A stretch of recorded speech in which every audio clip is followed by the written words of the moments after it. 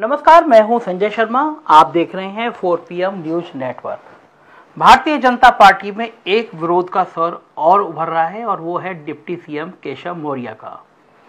केशव मौर्य ने आज बीएल संतोषी से बात की, जो राष्ट्रीय संगठन मंत्री हैं और भारतीय जनता पार्टी के उत्तर प्रदेश के हालात को समझने के लिए कल से लखनऊ में हैं। आज सुबह केशव मौर्य की बीएल संतोषी की बातचीत हुई और केशव मौर्य जी ने उसके बाद ये संकेत साफ कर दिया कि वह प्रदेश अध्यक्ष बनने को राजी नहीं है। मुझे जो मिली है जानकारी अंदर से, वो ये जानकारी मिली है कि केशव मौर्य जी ने विस्तार से समझाया कि उन्होंने पिछले 18-20 साल किस तरह संघ के लिए, बजरंग दल के लिए, विश्व हिंदू परिषद के लिए दिए हैं। बड़े सेवा भाव के साथ संघ का काम किया है, मगर लगातार उनकी उपेक्षा की गई है। वो डिप्टी सीएम तो बन गए, मगर उनके विभाग में लगातार हस्तक्षेप किया गया। उनके कुछ ठेकों को विवादित बताने की कोशिश की गई, कुछ की जांच की गई और विभाग में लगातार प्रमुख सचिव ऐसे तैनात किए गए जिससे केशव मौर्य की स्थिति खराब होती रहे। केशव मौर्य का दर्द आज बहुत झलक रहा था, मतलब उनको लग रहा था कि आज जो उनकी उपेक्षा हुई है, अब तक वो कहने का मौका आ गया है। बताया जाता है कि उन्होंने ये भी कहा कि कोविड काल की पहली लहर, दूसरी लहर, उसमें लग ही नहीं रहा था कि वो पार्टी के डिप्टी सीएम हैं या मिनिस्टर हैं। एकदम साइडलाइन कर दिया गया उनको।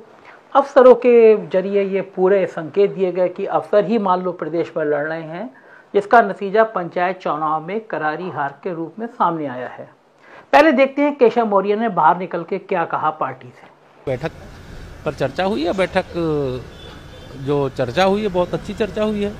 2022 में हम लोग फिर एक ऐतिहासिक विजय प्राप्त करेंगे। 2022 300 पार। अरे मैं पूर्व प्रदेश अध्यक्ष हूँ, मैं अपने अध्यक्ष जी की अगुवाई में फिर 300 पार जिताएंगे।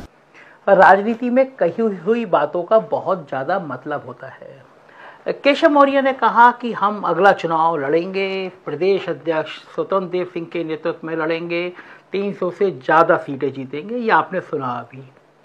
इस पूरी लाइन का में से एक शब्द, एक लाइन सबसे इम्पोर्टेंट है कि प्रदेश अध्यक्ष स्वतंत्र देव सिंह के नेतृत्व में लड़ेंगे। मतलब साफ कर दिया उन्होंने कि मैं प्रदेश अध्यक्ष बनने को तैयार नहीं हूं। एक तरह से कहा जाए तो बलि का बकरा बनने को तैयार नहीं हूं। पिछली बार जब भारतीय जनता पार्टी चुनाव लड़ने आई थी 2017 में, तो योगी आदित्यनाथ किसी पोस्टर, किसी होर्डिंग, किसी बैनर का चेहरा नहीं थे। तो 3 या 4 बड़े नाम उस पोस्टरों में चमकते थे। उसमें अमित शाह थे, उसमें नरेंद्र मोदी थे और उसमें केशव मौर्य भी थे, लेकिन कहीं पे भी योगी आदित्यनाथ नहीं थे। तो केशव मौर्य की पीड़ा ये है कि तब भी संदेश दिया गया कि आप प्रदेश अध्यक्ष हैं, बहुत मेहनत करेंगे, नतीजे में आपको मुख्यमंत्री बनाया जाएगा। और केशव मौर्य की जाति, मौर्य जाति, उत्तर प्रदेश में बहुत प्रभाव रखती है।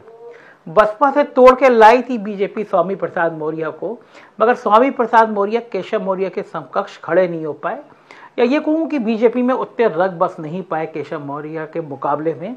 तो केशव मौर्य संगठन की दृष्टि से, अपनी बिरादरी की दृष्टि से इम्पोर्टेंट होते चले गए, मगर बिरादरी के लोगों को भी ये बड़ा सालता रहा कि उनके नेता की उपेक्षा हो रही है।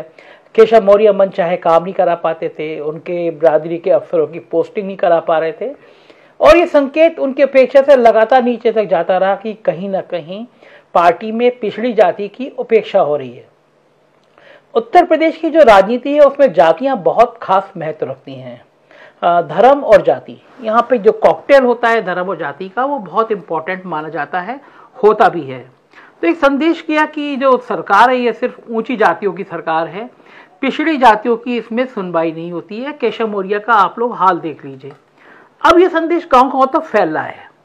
तो केशव मौर्य ने आज बीएल संतोष जी से ये कहा कि अगर आप जातिगत आंकड़े अपने स्तर से मालूम कराएंगे तो पूरे उत्तर प्रदेश में ये मैसेज है कि अगर पिछड़ी जातियों की उपेक्षा की गई तो हम भाजपा के साथ नहीं जाएंगे। उन्होंने तर्क भी दिया कि अनुप्रिया पटेल शांति हो गई हैं, राजभर समाज हमसे अलग हो गया है, मंत्री राजभर समाज के एक बड़े अलग चले गए हैं, संजय निषाद का मुंह फूला हुआ है। तो ये पिछड़ी और दलित जातियों का संदेश अगर खराब चला जाएगा तो हमें बहुत नुकसान हो जाएगा। जब उनसे कहा गया और बड़ा मन टटोला गया प्रदेश अध्यक्ष के लिए, तो उन्होंने कहा कि जब बात नेतृत्व परिवर्तन की हो रही है तो वह क्यों नहीं मुख्यमंत्री बन सकते। एक सुझाव ये आया कि उनका भी मन है, उनकी भी तमन्ना है। अब वो बंद कमरे में 2 लोग थे, तो जाहिर है बाहर निकल के जो कुछ सूत्र या जो कुछ जानकारियां आई वो यही हैं कि केशव मौर्य भी बहुत ज़्यादा खिन्न हैं इन व्यवस्थाओं से कि ये डिप्टी सीएम जिसने अपनी जान लगाई, इतने साल लगाए पार्टी में, संगठन में, चुनाव में ये मैसेज दिया गया चुनाव से पहले कि उसको मुख्यमंत्री बनाया जाएगा।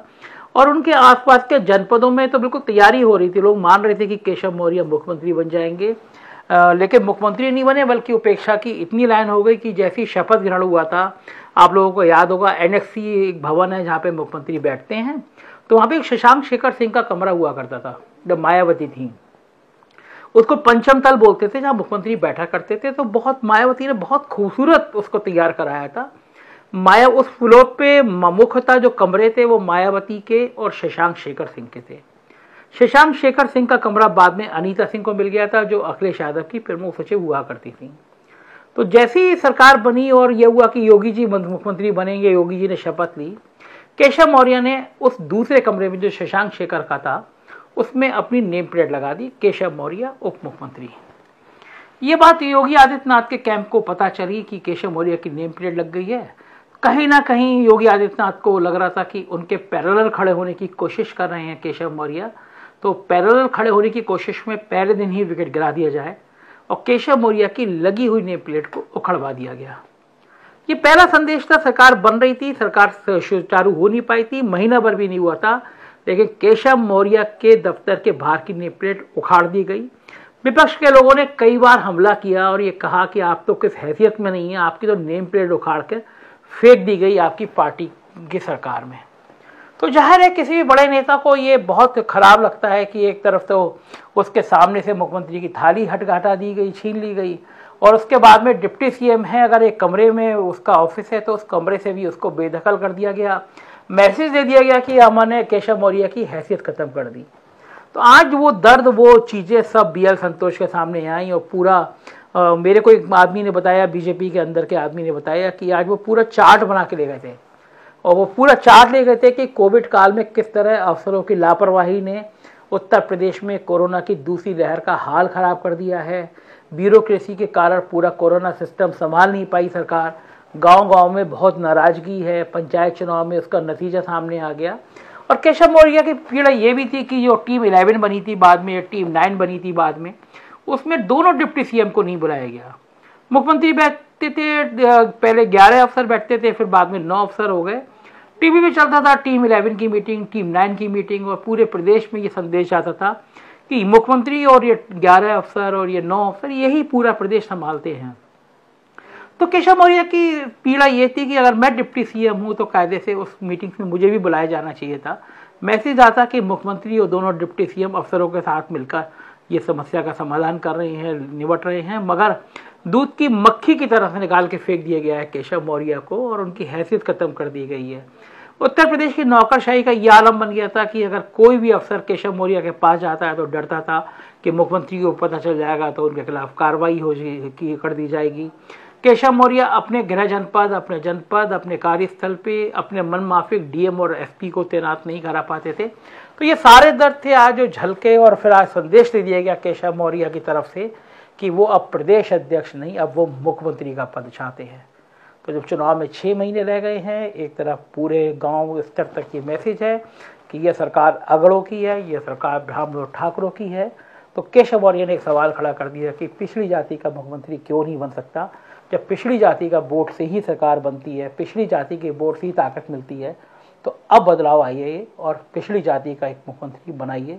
देखना यह है कि बीएल संतोष अब इस जंग में कहां से क्या निकाल पाते हैं और क्या रास्ता बनेगा। मगर भाजपा के दफ्तर का तापमान बढ़ा हुआ है, जंग जारी है। कुछ और रोचक खबरें हम आपको जल्दी देंगे।